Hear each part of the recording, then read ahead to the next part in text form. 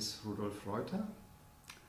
I'm senior manager of a Swedish small-sized company called Nordmiljö AB. It's located in the middle of Sweden, close to Karlstad, in the province of Värmland. And maybe some words about my background. My professional background comes from chemistry, in particular from analytical chemistry, geochemistry, and I have worked for many years, almost more than 30 years, within research and basic research and research contract projects, as coordinator, as research partner. And recently I have coordinated and still coordinate 2 European FP7 projects, NanoSustain and NanoValid. Main objective of the NanoSustain project was to explore new technical solutions for the final disposal, including treatment, safe treatment, reuse, recycling possibilities, and landfilling of wastes that have been produced during the application of nano products. And this should have been based on a sound scientific evaluation and assessment of the properties of nanomaterials which have been selected within the project, of materials which are important in terms of their economic use and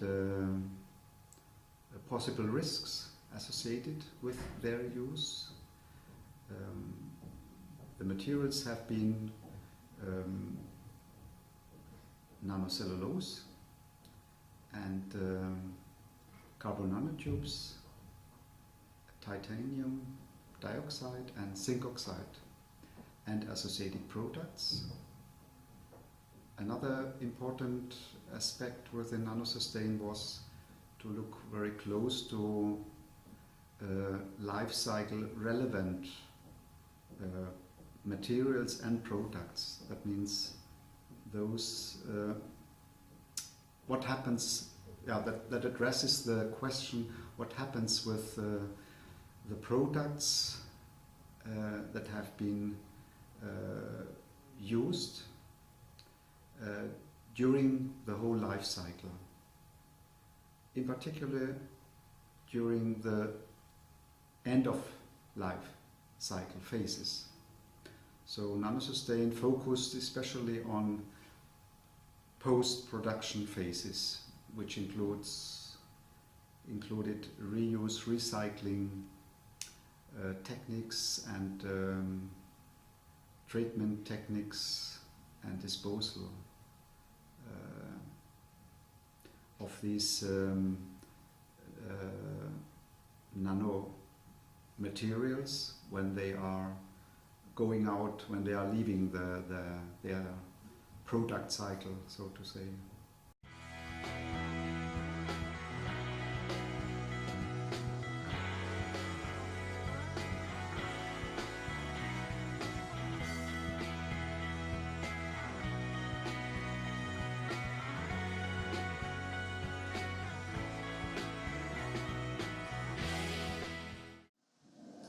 So this is a rotating dustiness test system that we have been using in NanoSustain and other projects. This system has been developed from a European norm, a European standard, and it's basically a downscale version of the so-called EN 15051 standard made in Europe, and it's a downscale version of a rotating dustiness device from that standard. So this is about 1/4 of the original size, and it consists of a drum with a high gloss polish and 3 lifter vanes to lift powders and dump it again inside of the drum to generate dust that we then subsequently measure in our setup. So we downscaled the standard drum because we wanted to work in a safer manner, and we wanted to be able to work with much less powder than is normally required in such a test system. Normally we require maybe 75 to 100 grams per experiment using the standard system. In our system we can use between 2 and 6 grams material for each repetition. And in that way we have made a safer environment for our technicians who are doing the job, and we also minimize the use of material. And we enable the placement of the system in a regular standard fuel well, which is sufficient for preventing dust exposure in the lab. The test is running with 3 repetitions and a saturation, and here my technician Tina is weighing out the first material for the first part of the saturation experiment.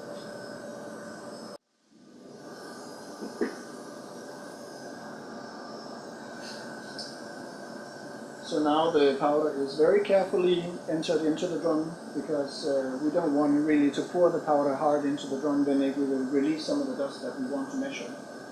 So it's carefully put into the drum, and then the drum is closed, and then the air supply for the test is added, and the air supply is humidified air with 50% humidity.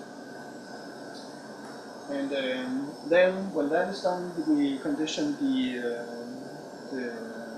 powder in the drum for 1 minute, and then we rotate the drum for 1 minute, and after that we let it go for around 2 to 3 minutes to follow the dust cloud after the experiment. And that way we collect all the dust generated during the experiment. So now the drum has been assembled again, and here we have conditioned air that is being sucked into the drum when the experiment is running. It's conditioned to 50% humidity, and the drum is then going to be rotated for 1 minute to generate the dust. And at the other end of the system we have 2 outlets for collecting fine dust and coarse dust, and then a sampler for the filter, which is collecting the inhalable dust fraction. So this is one of the 2 standard setups that we have in this system. The other method is set up for respirable dust. So we have in this system, which is a prototype, we need to disassemble the system to collect it. So in a fully established system you would collect at least the 2 dust fractions at the same time. So Sina will now very soon start the experiment, and we will be able to see on the computer, hopefully, a dust cloud from the size distribution measurements. So first now there will be a 1 minute conditioning of the dust, and then there will be a 1 minute rotating of the dust in the drum, or the powder in the drum.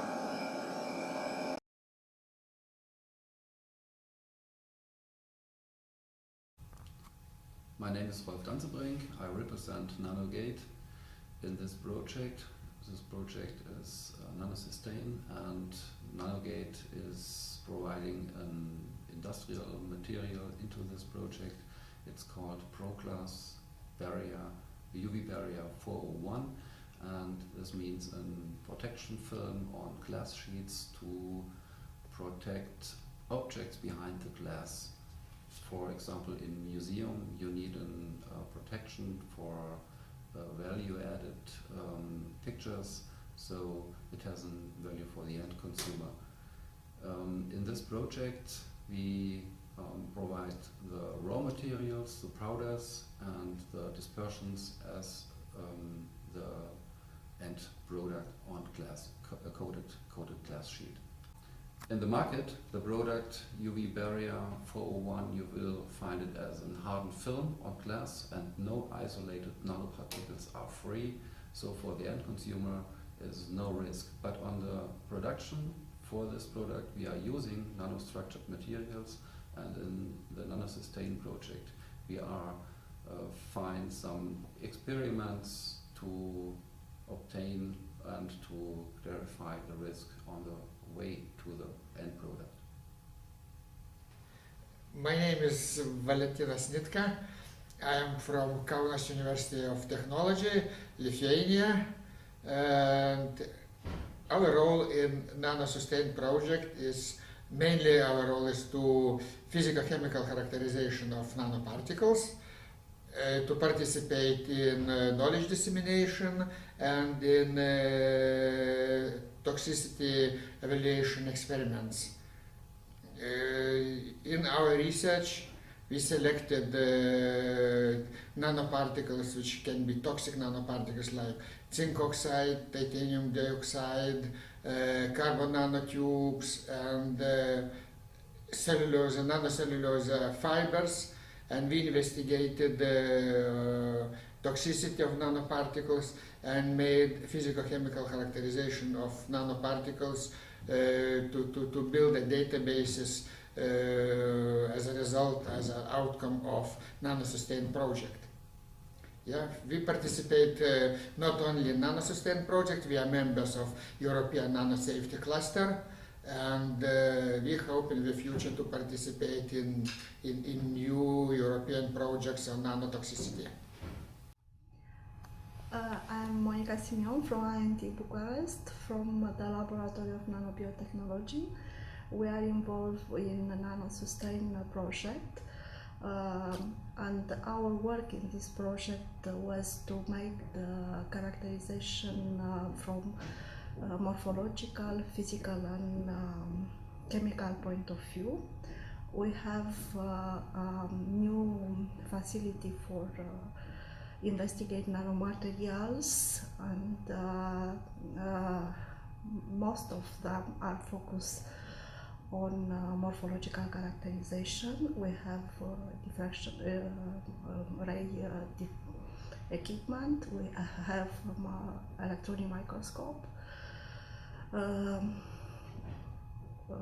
We investigate the size by DLS, and also we measure zeta potential of the solution, and other complementary characterization to help us to determine the exact structure of the materials. And all the equipment are new with high resolution. In NanoSustain project, we investigate titanium oxide material, nanoparticle, zinc oxide nanoparticles, nanocellulose gels, and also carbon nanotube. We made XRD,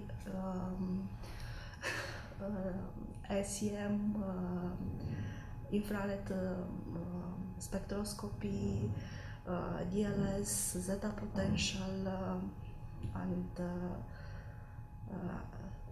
for some materials UV determination. And one of the outcome maybe of our work was a paper which I published in Journal of Nanoparticle Research this year, based on our study on zinc oxide nanoparticle. Also, we are involved with a small piece in this project for modeling release of nanoparticle in environmental medium.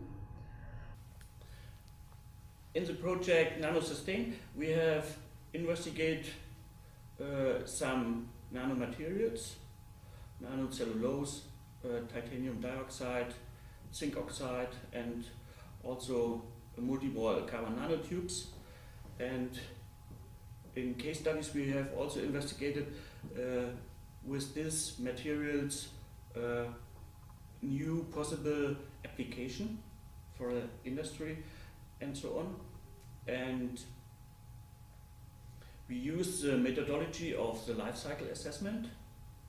The life cycle assessment is the best or the mostly developed methodology for the assessing of environmental aspects of materials, so also for nanomaterials and also for application. And other important point of this methodology is that we can make a comparison with a new application with a conventional application, and what are the important results of our case studies. I think it is very important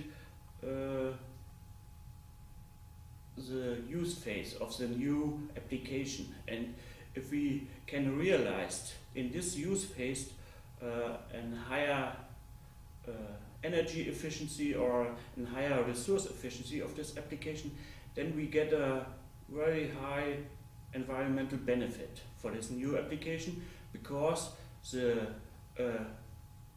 influence of the nanomaterial, of the environmental impacts of this nanomaterial for the eco-balance is very slow. And the reason for this is that we have in many applications a very slow content rate of this nanomaterial.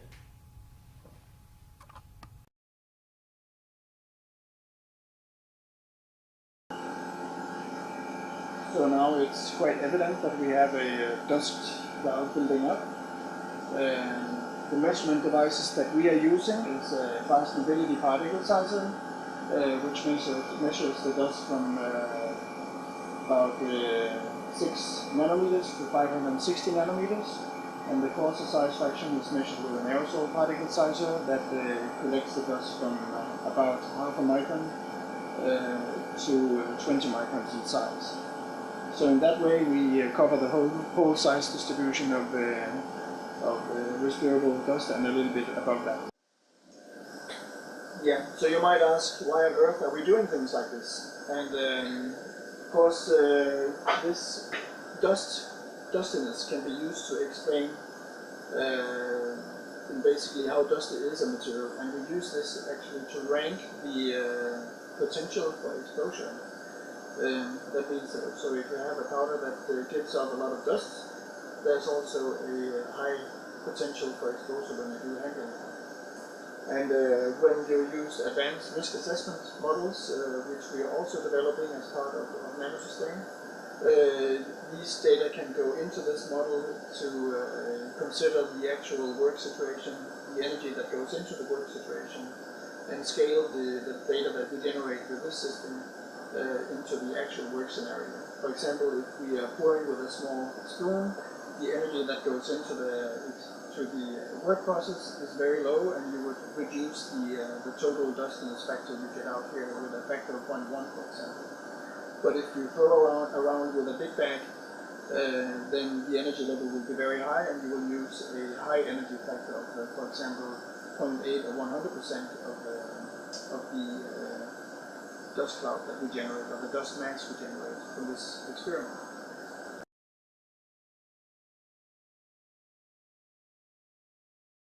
The intention for NanoGate to attend at this project is to learn more about the risks of nano-made products. On the other hand, nano-made products have a huge possibility and potential in form of durability and performance. And on the way of the production, we have to make some standard risk assessments, and in this project we learn about these risks and on the other hand also of the potentials of such products. The main outcome out of NanoSustain for me and for NanoGate is that we need, for different materials, for nanomaterials or for micronized materials, different methods to determine the risks. On the other hand, we have a huge potential and huge performance value added for these products. On the other hand, we are clear that we have to understand what we are doing, and we can adapt the safety in our production. So what is the benefit of that we have had out of being part of NanoSustain? I think in NanoSustain this is the first project where we have been able to combine people working with the life cycle analysis and people like us working with exposure science in the workplace and methods to generate substance emission potentials like in the dustiness experiments. And the outcome of NanoSustain is that we have actually now seen how we can potentially combine the emission data that we generate from tests in the laboratory to adopt it into the life cycle analysis to estimate release factors that can go into the life cycle analysis. So for example, how much dust is generated in handling powders in a factory will give information on how much material is released into to the ventilation systems and the air inside of the workplace in general. On top of that, of course, the exposure that the worker might receive during the work. So I think all in all, it has been a very positive outcome of the project, and we hope that we can continue on that collaboration in the near future research. Based on the research what we made during NanoSustain project and based on results of other researchers, what I very clearly see it is that we have to not to stop, and the problem is not solved of nanotoxicity, and we need for more research, of course funding, more funding and more research, and we probably have to move into new direction. I mean that nanotoxicology is very based on small nanoparticles. I mean less than 20 nanometers, because nanoparticle with the size less than 20 nanometers are changing and have completely different properties than nanoparticles more than in size more than 20 nanometers, and the catalytic properties in general activity of nanoparticles less than 20 nanometers is very important, because it can be very dangerous for many diseases, and we need to move and to make more research to understand fundamental interaction of very small nanoparticles with biological systems, because research, a lot of research what is going today, it's more basically based on traditional nanotoxicology protocols and instrumentation. But real nanotoxicology needs new instrumentation, new measurement methods, new evaluation, toxicity evaluation methods, and of course it have to be based on new research. Thank you. Yeah, NanoSustain is ending now, and it was a very great experience for me, also professionally, to bring together different experts from different fields of expertise, different expertise, and different countries, to tackle, to address challenging topics related to the development of nanotechnology and risks associated with this technology. So I'm happy to have been in this position to launch and initiate these research activities we did now within NanoSustain, and it was for me a good learning experience to work with different experts in a complex field of still not so very well known research topics. Yeah.